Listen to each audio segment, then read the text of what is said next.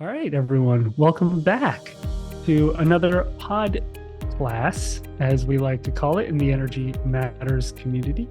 And today we're going to be talking about the pain body. Working with the pain body. Such a fun that's topic. that's right. I actually just taught a class on this topic for my monthly healing group. And so we went pretty deep into it. And I'm excited to look at it with you from more of an energy perspective, looking at energy, intuitive reading, healing work perspective, and see how you work with it as a teacher and with yourself. So that'll be interesting. Before we I jump avo- in, I avoid oh, it at all costs. That's how. you're a pain avoider. Great. All right. Oh goodness. Yeah, we got those. We've got some of Wait, we those. lost you. Your audio. Oh, no, I'm here. No, one second. One second. Am I There gone? you're back. Now you're back. My audio went for no reason. That's what pain does. Disappear. It wants you to run. So as we get started, just real quick, if you're watching or listening to this through the podcast on Spotify or iTunes or YouTube, we save the meditation part for those who are on Zoom with us today. And then if you're just in our community on our email list, we send you the whole thing where you could do the meditation. So at the end today, we'll do a meditation with the pain body. And that's my announcement. So, one other announcement before we jump into the topic, which is me and you are going to start teaching a monthly class on learning to see energy starting this month. Yeah. For at least, we're going to do month to month, probably go for at least a year and just see. It's called Learning to See Energy. Starts April 22nd. So I'm excited. And that is our light version of doing intuitive training. We've been getting a lot of questions on when we're going to do the next one, likely next year. I always joke that we need a couple of years off in between because we're To getting old recuperate. to recover. So in the meantime, if you want to do some more energy work, we'll be teaching that class every month starting April 22nd. It's a 90-minute class. Okay, let's jump in. So the pain body. First of all, maybe we can start, Cody, by defining what we see as the pain body and how we experience it and see it as teachers. And then we could also talk about the different kinds of pain bodies. And this is a term that Eckhart Tolle coined in The Power of Now. So, not taking any credit, I'll just take credit for my own pain, my own Yeah. pain body.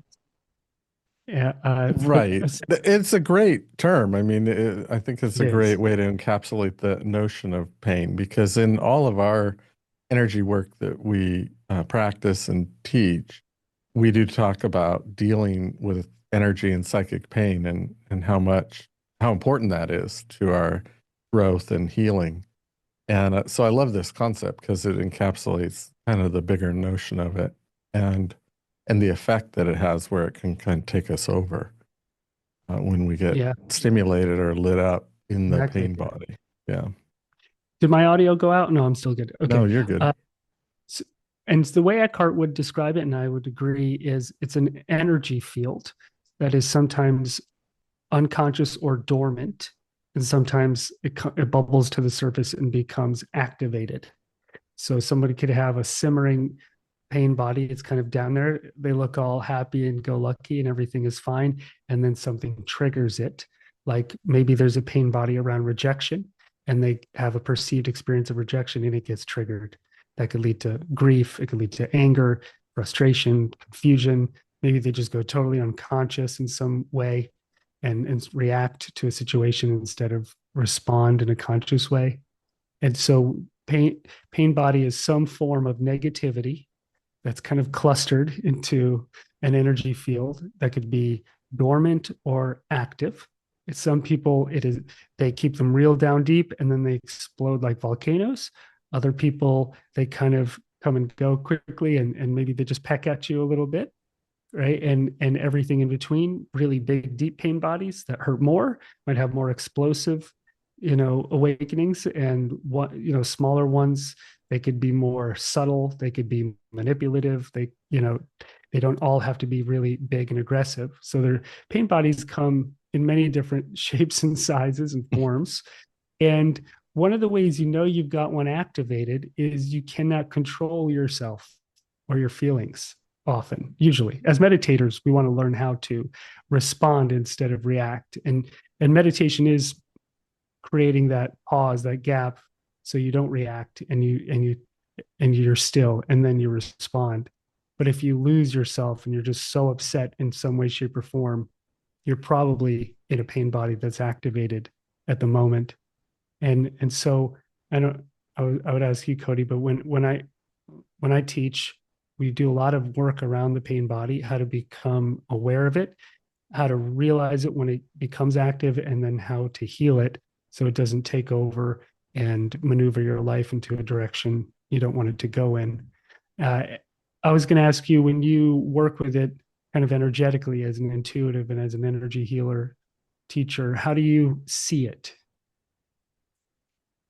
Boy, that's a good question because it like you described how there's these many different forms that it might take. It can look different in different settings and different people.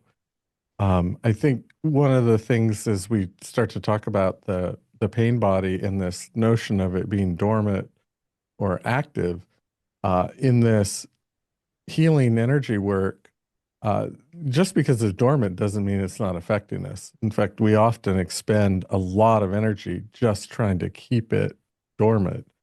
And as we heal ourselves, in a sense, if we think of it as an energetic force, as we de-energize that force, as we become more conscious or awakened to energy, and we can start to take the charge out of the pain body, the effect that it has while it's dormant even becomes less. And then certainly the effect, even when it's active, becomes less. And we start to reclaim our energy that otherwise maybe is managing the pain body. We get all that creative force and life force back. So healing it puts us in a place where we become more energized and have more energy. I think that the fact that it's such an energy drain sometimes gets lost. It kind of gets talked about in the sense of, oh, it's activated, and that's where the effect is happening when it's activated. But to me, someone that has a heavy pain body, the effect of managing that takes up so much of our creative energy force that it's really important to start to come to awareness of this part of ourselves and learn some tools to de-energize it or heal ourselves. So It'll one of the manifest things, for like you as too. a, what's Sorry. that? It'll actually start to manifest for you. So it'll attract for itself instead of Right. the things you Yes. really want. It'll attract somebody else with a pain body that's similar Right. or a And that happens situation when it's trigger. dormant. Yes. Right. Yeah. So when it's dormant, it will still be bringing things into your field that, in a sense, feed the pain body or validate it.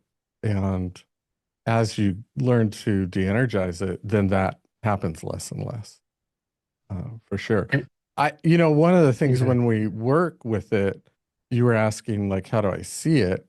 Um, One of the things when we go to work with it, it's not that we try to activate it to work on it. It's that we get into a place of a greater awareness and then notice where it might reside and try to work to alleviate some of the charge on it from a more neutral place. And, in that space of meditation where you do have that gap, there can be a sense of observing awareness or neutrality, and you get more space of choice. I think one of the things with the pain body when it gets activated is you're not really in a place of making conscious choices. You're in a place of reacting. And very often it's very deep. It's like it can feel like the fight or flight or survival reaction. The body's experiencing it, and the sympathetic nervous system gets activated, and it's very much in that fight or flight vibration. And meditating Yeah. brings us out of that into a place where we suddenly have space from those reactive parts, and that's where we can heal ourselves.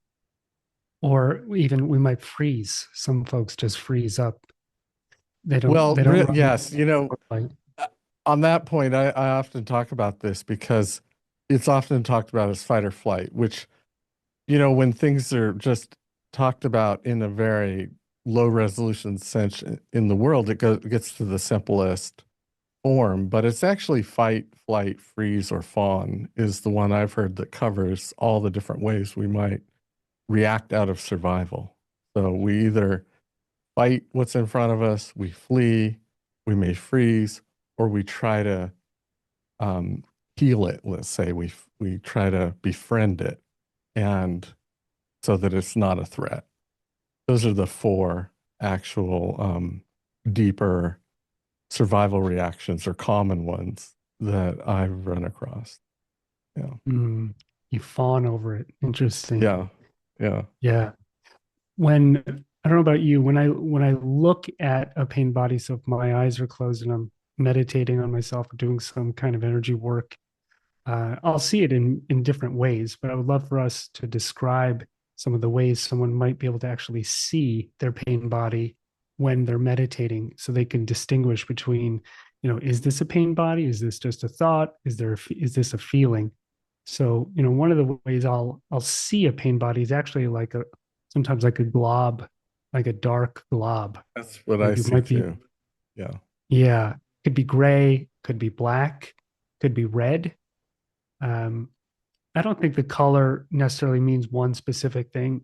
So I wouldn't Yeah. get stuck on that. A lot of people get stuck on, interpret the color. We don't do that as teachers. It's just about the energy that the color is holding. And so when I look at it and if I see a glob, how dense is it? How heavy? Is it a massive one or is it a smaller one? Is it a pebble or is it a boulder or something in Right. between?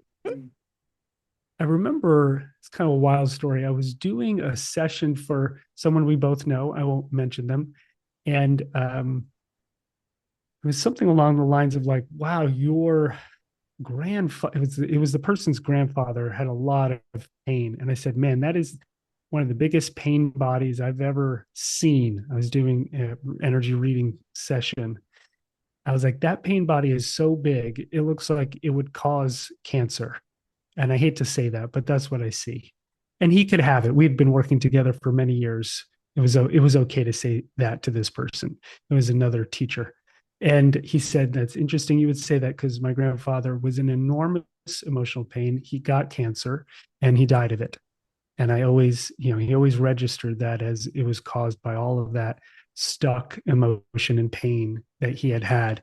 And so I bring that up just because experientially, when I was looking at it, it looked like something that was so big it would barely fit on the screen of my mind's eye. I had to almost like zoom out, when you zoom out on a map.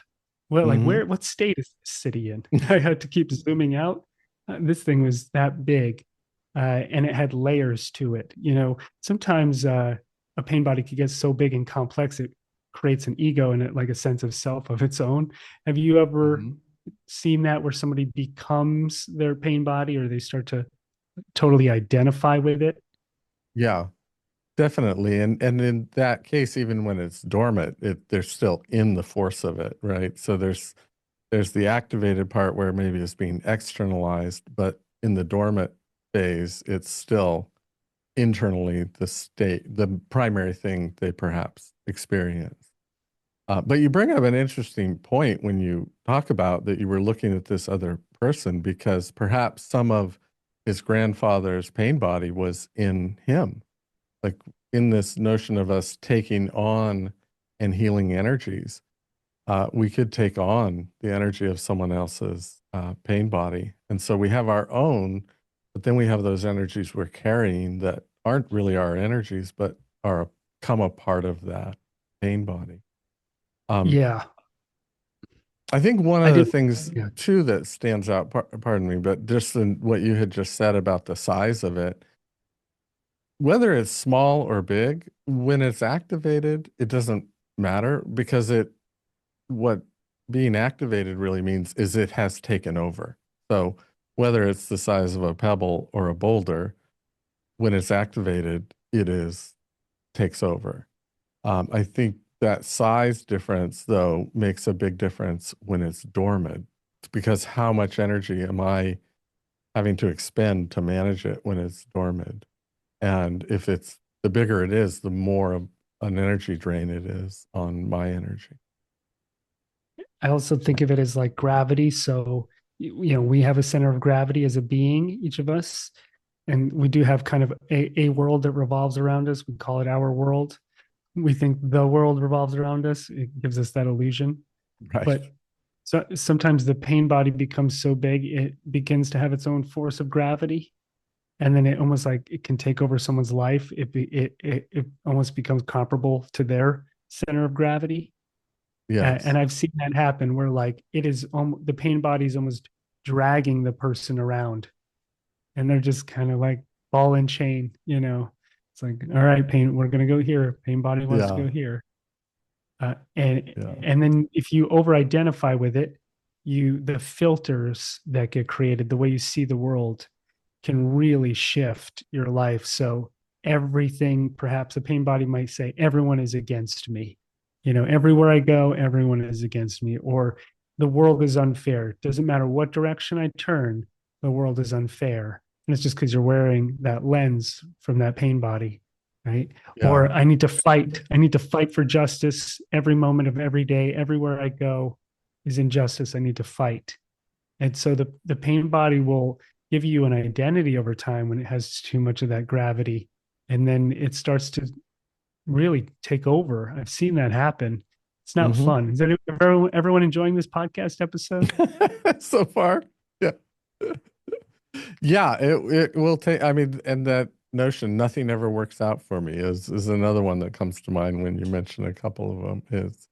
It is the ultimate Eeyore, the pain body. And maybe Eeyore is the expression of a pain body. I guess From on that notion yeah, of how big or little it is, um, that the bigger it is, the more apt it is to get easily triggered, I would say, because there's more avenues of things that would trigger it, the more the kind of bigger it is. So that's yeah. true. Somebody asked how do you identify the cause of the pain body? That's a great question. I think that might not be the way to initially approach it, though.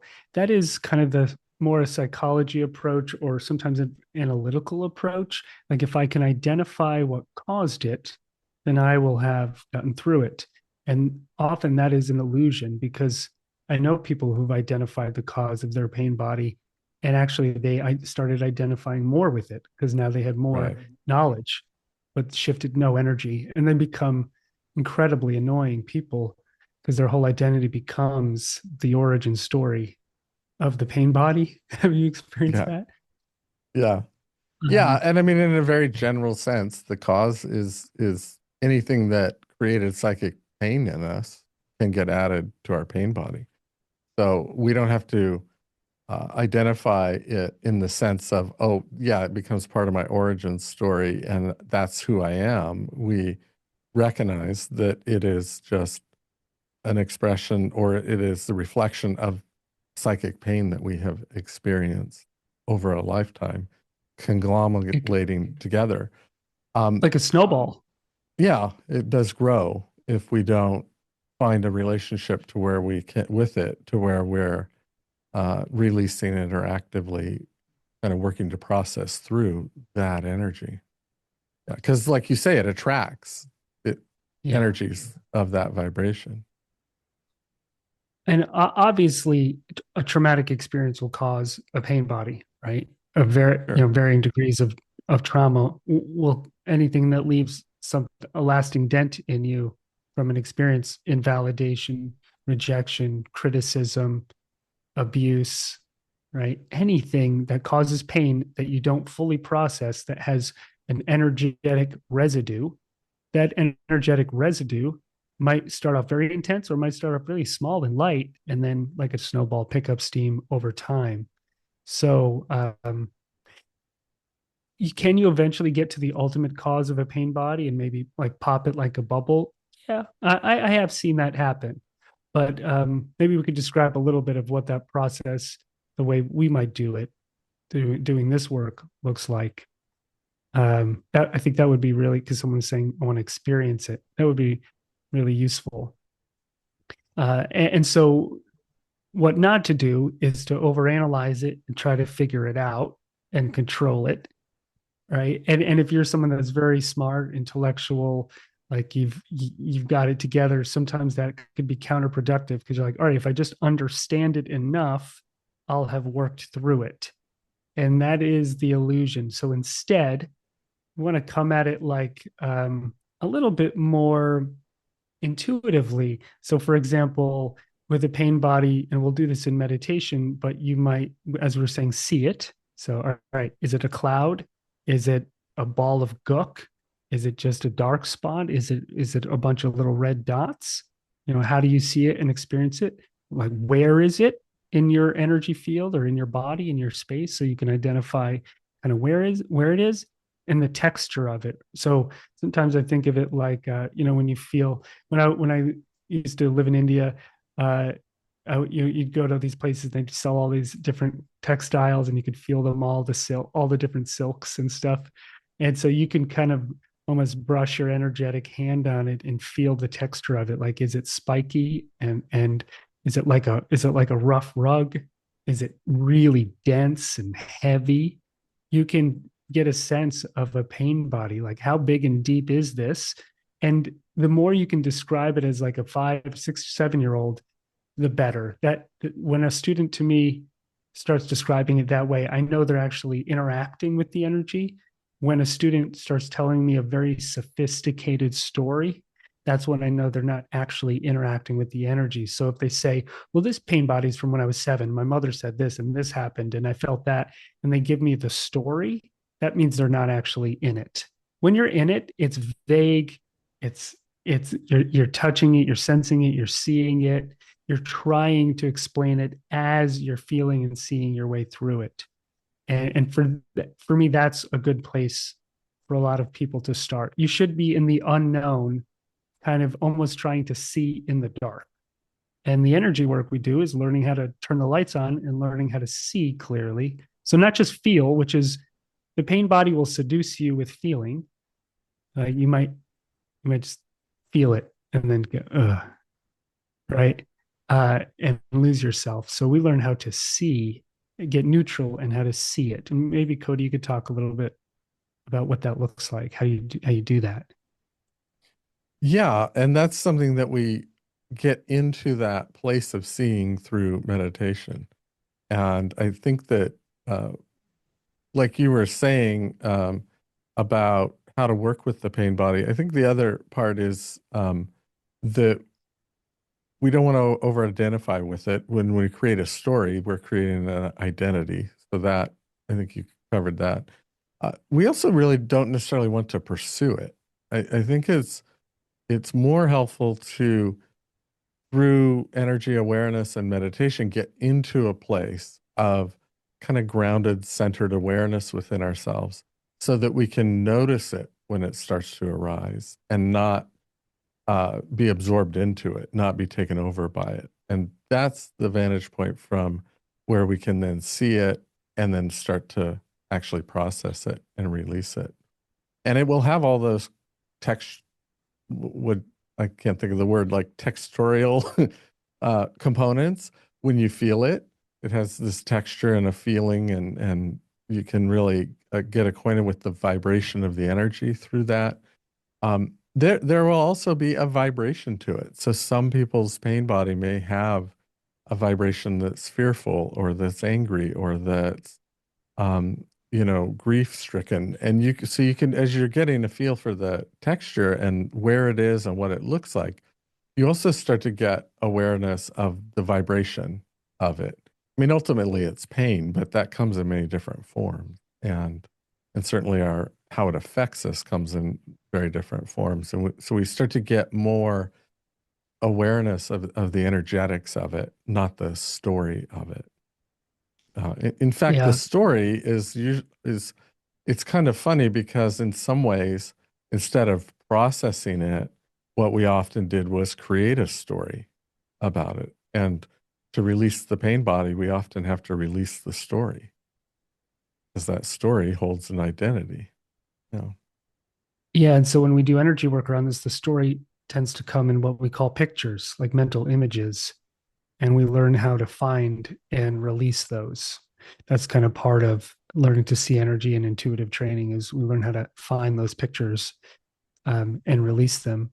So what that's usually what keeps people from seeing clearly mostly is pain. Like when a lot of people close their eyes and they want to learn how to see energy, what they're getting is noise and pain. And so they're like, I can't see anything. This is too difficult. I don't like it. But actually, it's really a call to adventure, to a spiritual adventure, which is if you can't see past the noise or hear past the noise, or see your answers clearly, that means something's wrong, right? Your abilities are in atrophy, and there's too much going on here. Like you want to cut through that jungle and get to the other side. And when you do, that's when this work becomes really fun. Most people never get past the pain and the noise because it's hard. And so they're like, I'm just going to avoid it, override it, deal with it, identify with it. But the goods on the other side are really amazing, learning to see energy in all its forms and not just pain. But usually most people have to start with pain because that's what's in front of them. All the invalidation, all the fear and anxiety, everything we've got as human beings that we're, that we absorb over time. And then life becomes less and less fun, right? Kids have the most fun, adults the least. It just, Right. it is kind of like going into back into a childlike state. There's a presence, there's a playfulness, there's imagination, there's vision, there's color. So we do often refer to it as kind of spiritual kindergarten. Being in that energy is can be very helpful. Um, Yeah. uh, Yeah. that's I what I like always enjoyed your, the most. yeah. And I like your framing that it's an adventure. I like, I look at it like an opportunity for healing, an opportunity for uh, an insight or greater awareness. Um, it doesn't work really well if we make it's a problem we have to solve, which is often the approach that the mind will take is, oh, this thing's a problem I have to solve. It, if we think of like Eckhart, who originated it, he kind of talks about it as your awakening comes through going through the pain body, not getting rid of it necessarily. Like when the pain body arises, that's the opportunity to awaken. And there's some real truth in that. Absolutely. And he was on the verge of suicide, right? So Right. we would, the way we would frame it was he hit a really big pain body. He, Right. he, uh, he faced probably his biggest pain body, which wanted it, so, I've shared this before. I had a teacher that would say he drew a line on the board in college and he said, everyone's oscillating between suicide and enlightenment, between totally not wanting to be here, which is suicide, versus totally accepting being here in this moment, which would be enlightenment. And so we swing on that. And maybe perhaps Eckhart faced that ultimate pain around not wanting to be here and the identity that it created and worked through it and realized the illusion of it. He would also say it was like a voice in his head. So the Hmm. pain body could take the form of a voice. It could take the form of thoughts, images, feelings. It will take many, many different forms. One pain body can take all the forms. Anywhere you turn, it'll show up. Hey there. and Yeah. Yeah. You can it, have physical yeah, feeling, sensation, all yeah. the way to thought. Yeah. And if you do nothing And about real it, physical, it'll like pain. manifest. Yeah. Like Yes. real physical pain in your body that is just the manifestation of the pain body.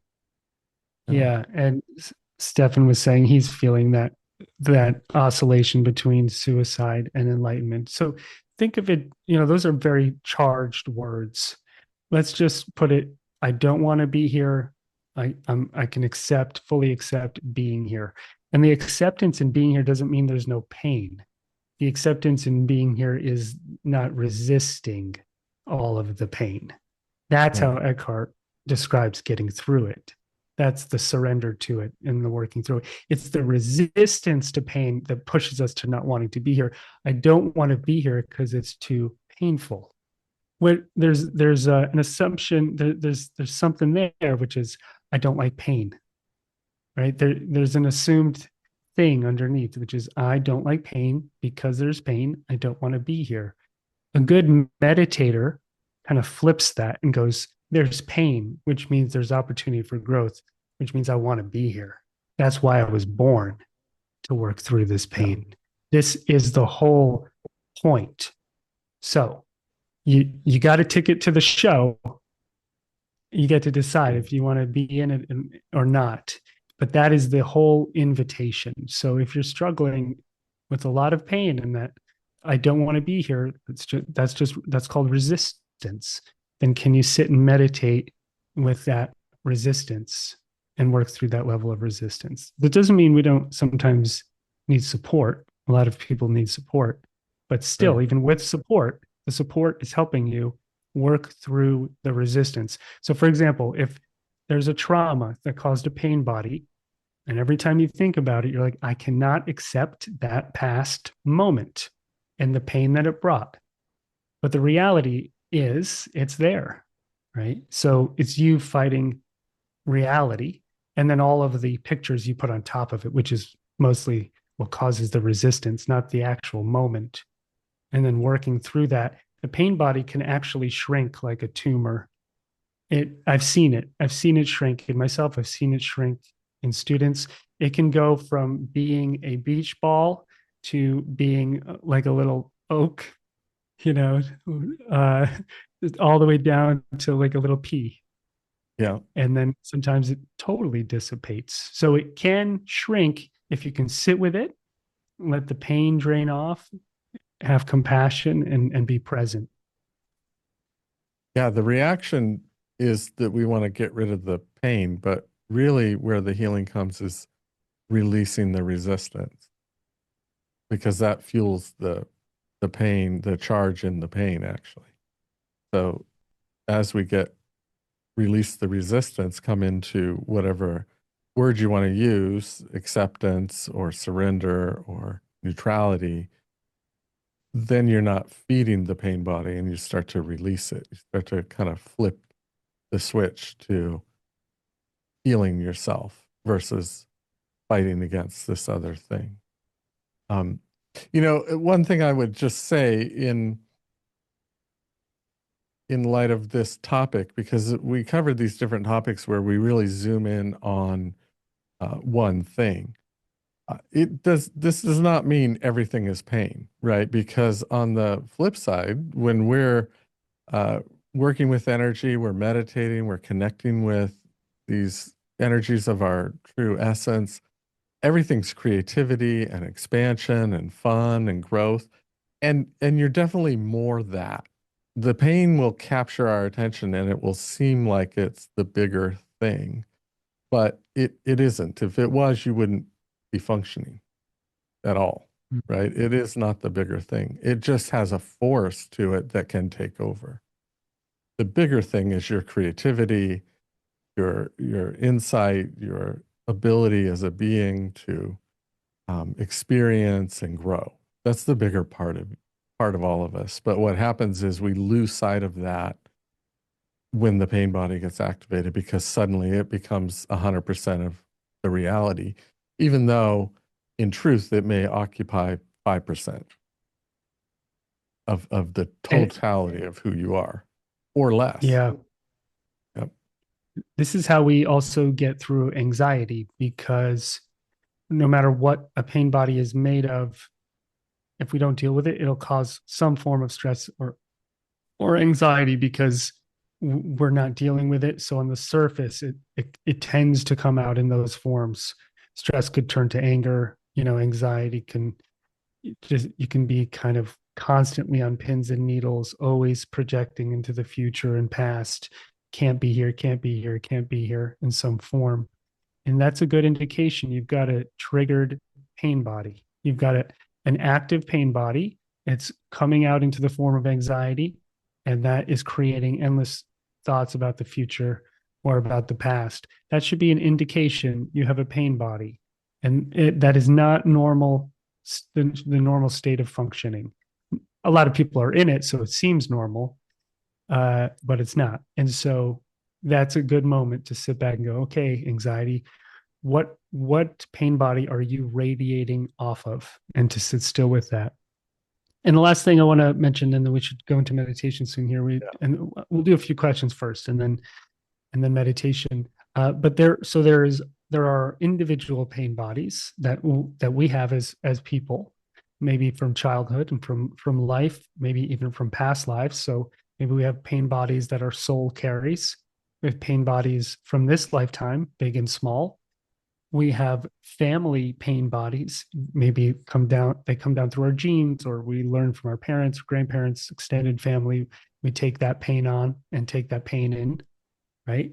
um as I've said this so many times, but my grandparents went through the Holocaust, so they have their pain bodies from their life experience, and then the collective pain, as a group, as a tribe, of that experience. And so many cultures, every culture has collective pain bodies. Every single culture has different collective pain bodies. And so the individual carries a certain amount of that collective pain body. Genders also, right? The Yeah. women have a collective pain body, and many of them. Men have collective pain bodies as well. So we all there's the personal, and then there's the extended. We might all have a collective human pain body that every single human being, part of the species, carries. We might have a pain body connected to this planet. On and on it goes. Maybe at some Yeah. point we'll have a galactic pain body. I don't know. My pain body's as Yeah. big as the Milky Way. Yeah. Yeah, I think we certainly as a species have a collective pain body. I mean, we could call that the human condition, right? That some people talk about that in that sense. And our how much those affect us have to do with how much we identify with any of those groups as a person on a personal level, versus having a little space from it. That, yeah, I'm a part of this group, but it's not who I am as a person. But the more we identify or create identity connections with it, in the sense of that defining us, who we are, the more we are affected then by the pain body because it comes with that identity. So as you grow, and Eckhart talks about it in the sense of disidentifying, I might talk about it in the sense of knowing your own energy or space separate from it, having your own autonomy. As you grow in that regard, then the pain body of the group, or the whichever level, culture, group, is still there, but your relationship to it changes, so you're less affected by it. And yet you can still honor that it's there, and that it's part of our evolving and growing, whether we think of it as a species or as a spiritual awakening that's rising, is overcoming that. But you can individually overcome it long before the group overcomes it. And that's what psychic freedom is. That's what enlightenment is. That's what awakening is. That's what having your spiritual autonomy is overcoming those energies before the group does, or before whatever external thing does. The And world if doesn't need to change for you to change, basically. and if you do that, they'll build statues for you. Maybe. like Or they like the might Buddha, crucify you. or they'll crucify you. It depends on the culture. One or the other. Yeah, exactly. Yeah, they'll either put you on a pedestal or stone you. Yeah. Either Uh, way. if Either you way, you're free. So you're good. either way. So, a little pain body homework. If you want to know some of the collective pain body that you live in, whatever country you're in, you can just read the newspaper, turn on the news, and you could just start to jot down what collective pain body is there. So we were actually I wanted to share this. I was telling Cody that last night at my home in Boulder, I'm in Spain right now, but a bear tried to break into my house and ripped through the screen window, and it really big claw marks. I mean, tore it open to the point where the dog jumped out the window after it. And long story short, but I was joking. It's a bear market. Oh, Cody made the joke. He said it's a bear market. And so, if like right now at the moment, people are freaking out about the economy in certain parts of the world. And so there's a collective pain body around that, around scarcity, right? There could be, when COVID happened, there was a collective pain body, right? That had to do with physical health. So we have these collective pain bodies that are dormant that become active, right? And so you can easily get triggered by that and get swept up by it, or you can use it as a spiritual practice and work on yourself. And I've always said that like if the Buddha, went out to meditate in his time 2600 years ago and was like, I shouldn't be meditating right now. I should really do some activism, or I should go, do something else, or go save a bunch of money for a rainy day. How much poorer would humanity be? So, as counterintuitive as it seemed, he could have done so many other things as a prince who was going to be a king of a whole region. He had a lot of power and levers to pull. Instead, he went and found his own enlightenment and worked through all of those pain bodies. And then his gift to the world was infinitely bigger. I mean, the impact was incredible. And so it's very easy to be seduced by the collective pain body, that's what you should always be fixing. And if you're on the spiritual journey, you're aware of it, you can work on it, but it's your awareness and your awakening that actually heals that pain body more than anything else. And when I heard Eckhart speak a few weeks ago, he said, like, if you go to a psychologist, psychiatrist, it's great, but the only healing they could do is to the level of their own consciousness and where they've taken it.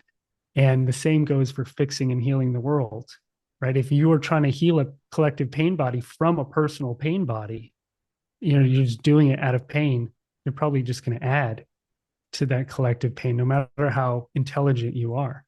So, on an energetic level, you have to heal yourself if you're truly passionate about healing the world. And so there's just so much of that at the moment, and it's a great time to really be aware and meditate on the pain body, on the individual and collective one. I think we need to make this one 2 or 3 hours. There's a lot that can be said about this for sure. Yes, We got to go into definitely meditation here. Yeah, we do. We've got to get to the meditation portion. Well, thanks for sharing your pain. I mean, all your wisdom around pain, Cody. I love to share my pain. Man, when I didn't know the bear market was going to attack my house. That's right. It's a sign. Luckily, my cat didn't run away because she was probably so scared that she went and hid under the bed. Good. Yeah. She had an out. She had an opening. Holy cow. Oh my gosh.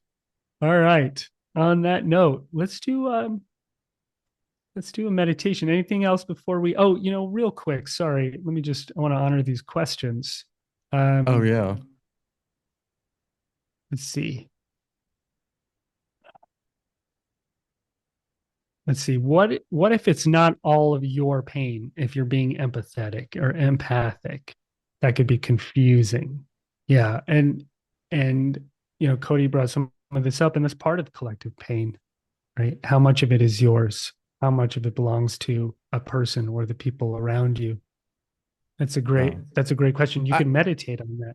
In terms of it being confusing, which I can understand, you don't have to identify whether it's yours or not. If you can identify the energy of the pain, you can release it. So in terms of meditating or energy work, we just get into the place to where we can release whatever we find energetically.